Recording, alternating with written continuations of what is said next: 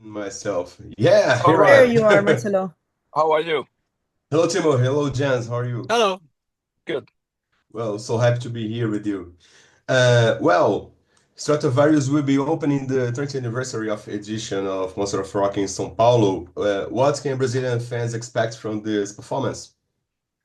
Well, I I can tell think you that you go ahead. maybe I start because I was Yes. faster. I Yes. think they can expect that we are super fucking excited to play there because it's like a dream coming true. Like it, uh, I've been watching these video clips from YouTube and about bands playing in this huge festival, and it's been like I would like to play once on that festival. Now it's going to be happening. So, and what comes to the set, we haven't decided about the set list yet, but I think there will be some songs that at least Stratovarius fans will know, and it's going to be a great event. Yeah. And Jens? How? I guess we can expect huge audience and nice weather and some power metal. I don't know. That's not a good answer. It's a terrible answer. Shittiest answer Uh, ever. how do you guys feel about the Brazilian audience? I mean, we are known for our passion and energy at metal shows. Yeah, Yeah, that's well, true. Jens has checked it out. Was it 96 or 97 when we played first time in Brazil? 97, I think. 97, yes. And since then, on every tour we've been playing in Brazil, and there's a reason because the fans are great. So mm, it's always a pleasure for us to play there because people are like they are hot tempered and then they are singing along and they are having fun, and it's just great. It's super nice.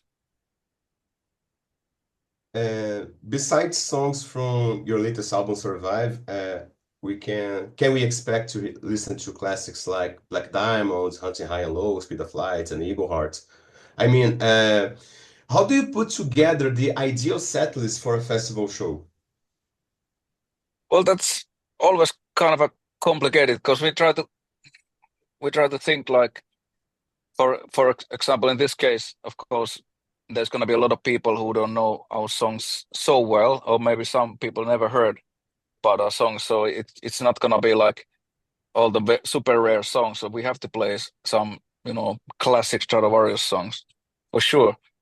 And but when we are like playing like in Finland right now, we play 75 minutes with Sonata Arctica, so it's like then you can like play something that not all the people expect from you.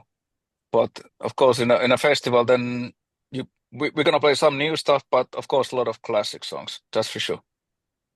I would say, of course, we haven't decided yet. Everybody's like kind of talking about this, but I think with such a big festival show, it should probably be more like just greatest hits, like stuff that everybody might know.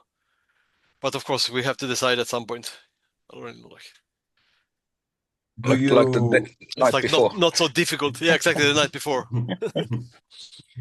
do you guys remember Stratovarius show at Live and Louder in 2006? Sorry, Which one was we it? In Live and São Louder. Paulo, Live and Louder. I know the name, but what year? 2006. Yeah, Okay, no. Mr. Tolkki was still in the band, I guess.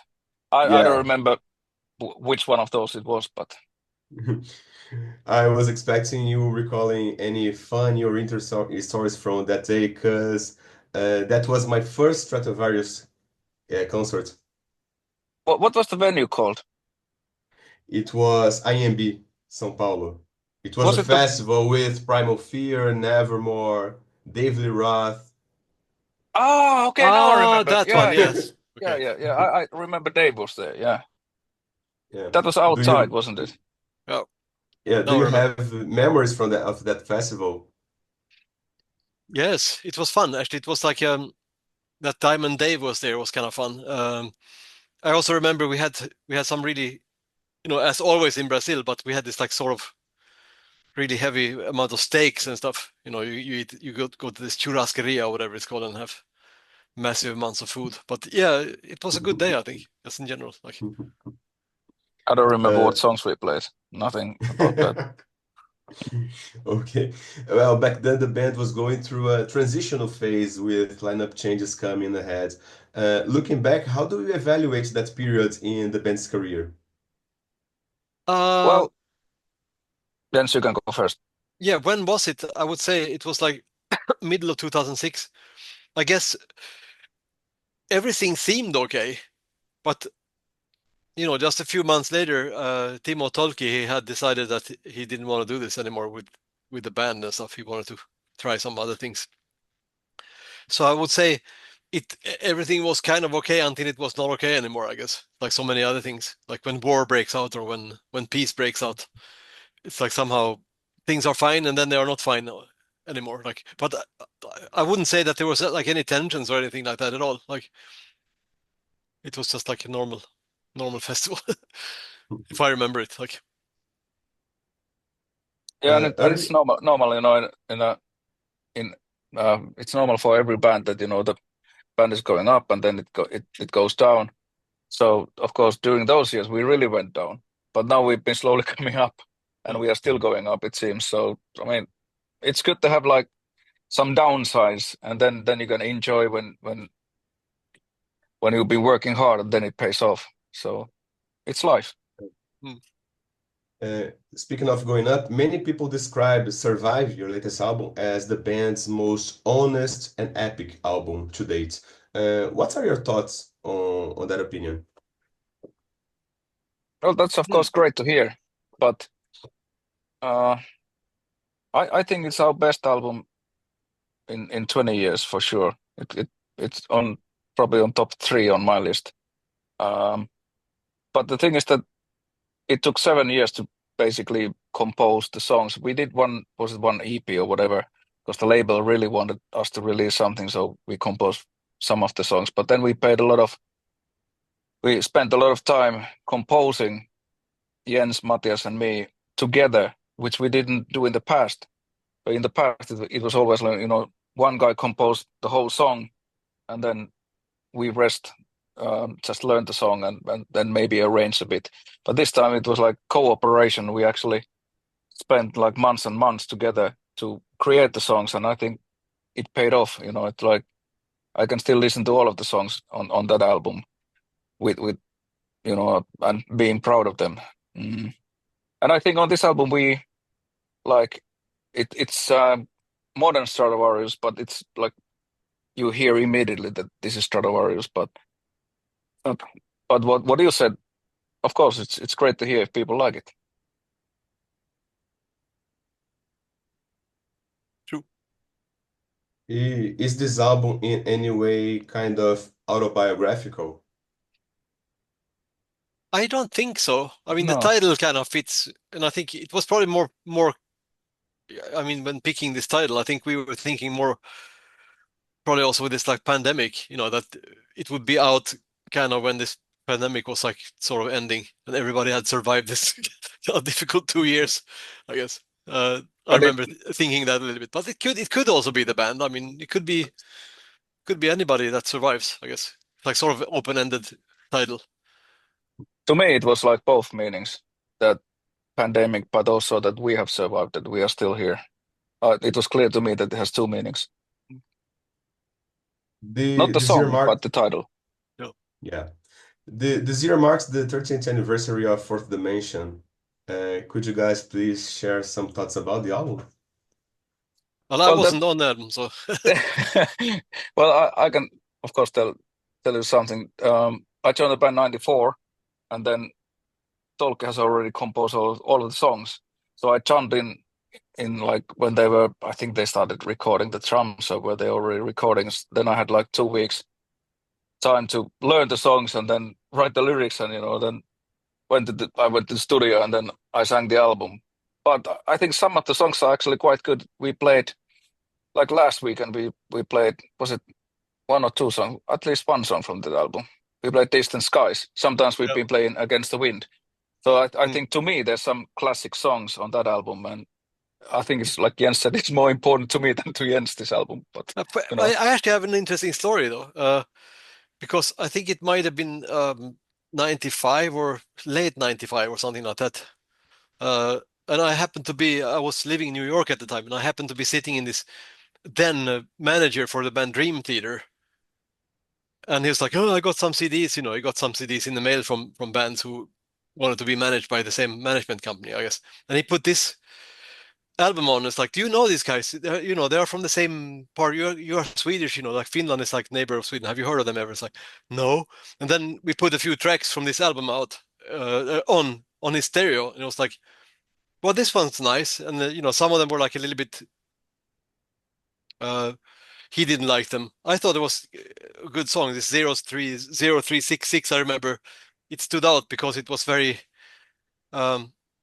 strange production. The beginning there with this synth there and stuff. I think he didn't like it. He was like, "This, what is this? It goes on for too long," I think he said. But I still thought it was kind of interesting. But then later on when Tolki contacted me, I had completely forgotten about it. And then I remembered it later, like, "Oh fuck, that's the same band." So, the small world after all. Like, After so many years on the road, what's the secret to staying relevant, creative, and motivated in the metal scene?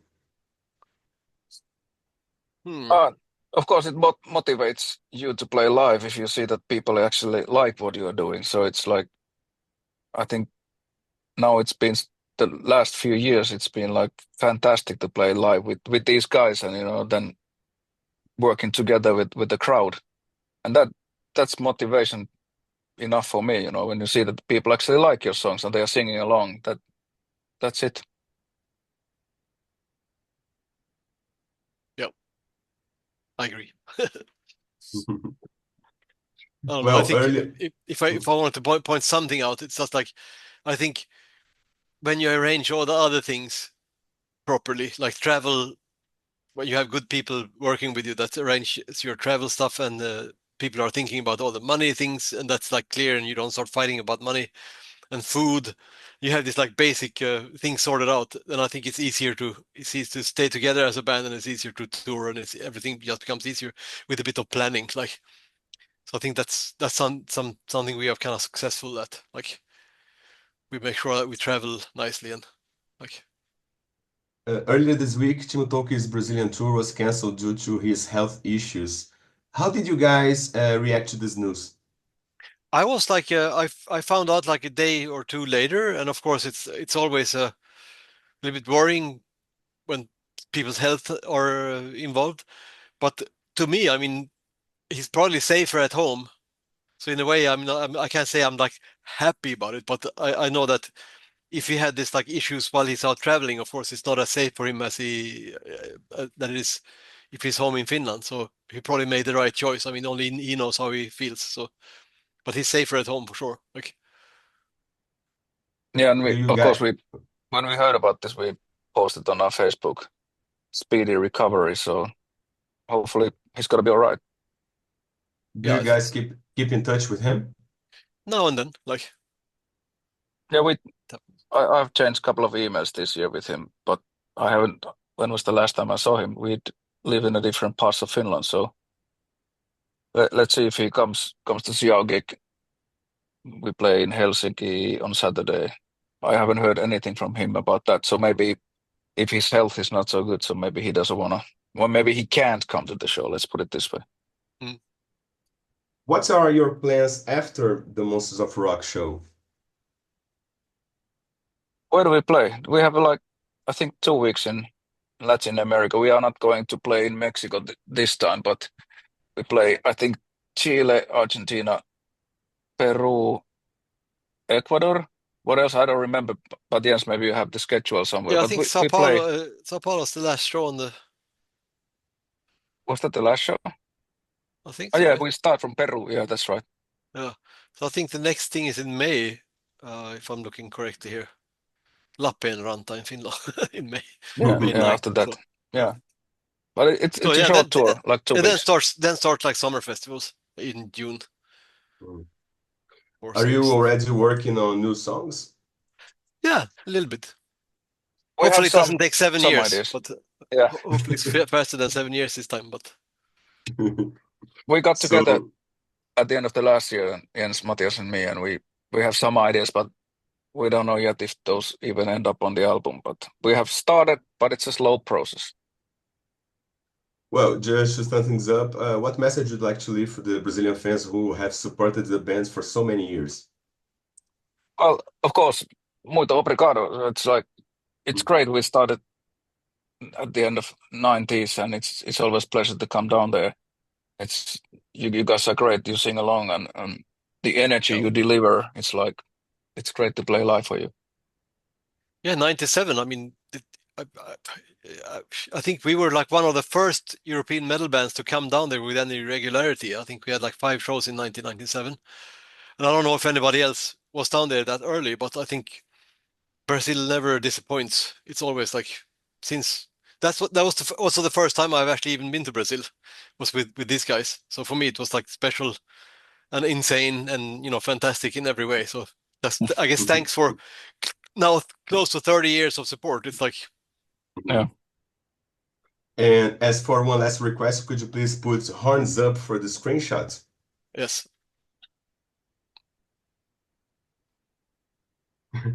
Thank you so much, man. You're welcome, man. Well, see you in São Paulo in a few weeks. Yes. Come to say hello. All right. Yes. Thanks for this, man. Bye-bye. Thank you, Bye-bye. Marcelo. Thanks.